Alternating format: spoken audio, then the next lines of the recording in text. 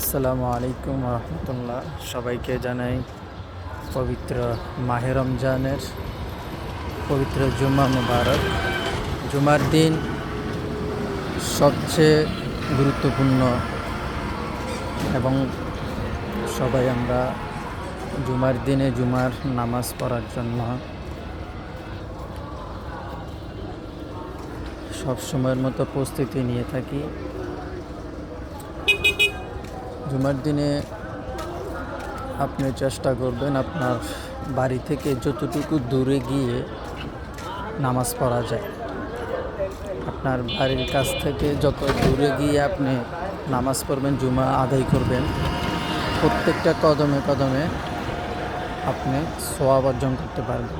এবং চেষ্টা করবেন যত আগে আগে মসজিদে যাওয়া যায়। আমরা অনেকেই, বেশিরভাগ মানুষই যখন মসজিদে ইমাম সাহেব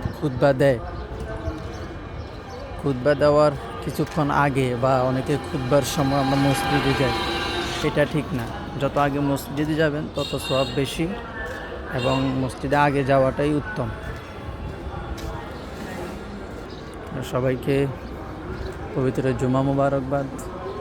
সবাই শুক্রবার দিন বেশি বেশি আমল করবেন। ভালো থাকবেন, সুস্থ থাকবেন। আল্লাহ হাফেজ।